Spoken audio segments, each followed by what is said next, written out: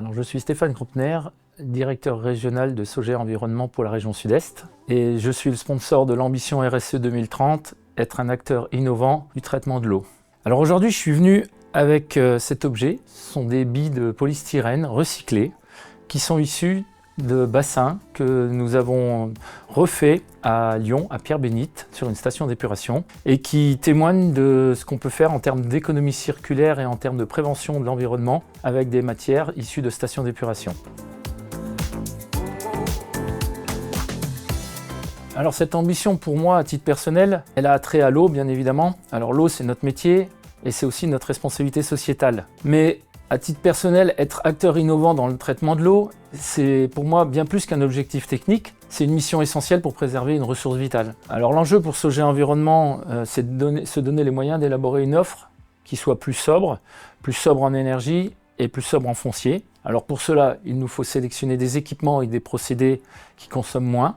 Il nous faut aussi valoriser les coproduits qui sont issus des stations en créant par exemple des unités de méthanisation qui produisent du biogaz ou en se donnant l'opportunité d'extraire du phosphore ou de l'azote comme engrais. Ensuite, il faut qu'on couvre 100% des besoins énergétiques grâce à l'énergie qu'on va récupérer de ce biogaz et qu'on peut compléter par l'installation de panneaux solaires ou la récupération de calories dans les eaux usées. Et enfin, en réutilisant l'eau traitée pour les besoins de la station ainsi que pour d'autres usages en fonction des opportunités locales que nous pourrions avoir, comme nous avons pu le faire avec Aix-les-Bains. Alors les freins que nous rencontrons pour déployer tout ça, c'est souvent la réglementation. Aujourd'hui, c'est celle qui donne l'impulsion au projet. La DRU2 aujourd'hui, qui n'est pas encore transposée dans le droit français, elle amène déjà des changements perceptibles.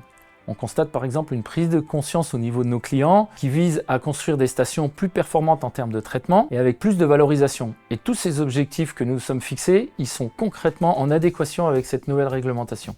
À fin 2025, nous avons avancé sur ces sujets puisque d'abord nous avons recruté des collaboratrices et des collaborateurs pour renforcer notre direction technique au niveau national. Et puis ensuite, nous avons accéléré notre recherche et développement en nouant plusieurs partenariats stratégiques. Au niveau national, on a mené plusieurs initiatives. Alors la première, elle concerne le traitement des micropolluants où on développe actuellement un pilote qui vise à les traiter.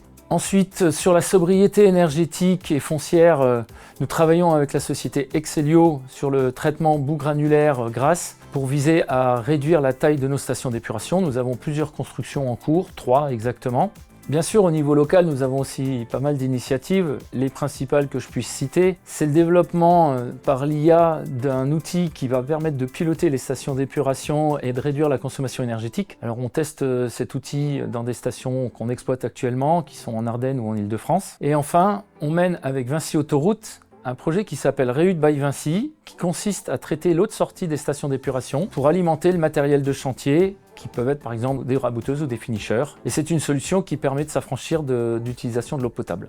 Pour conclure, les prochaines étapes, c'est de travailler sur le traitement des micropolluants et sur les solutions d'économie de production d'énergie qui font partie de nos priorités. On attend pour cela très prochainement le REX de certains pilotes qui valideront les paramètres de dimensionnement et nous permettront de proposer des solutions à nos clients.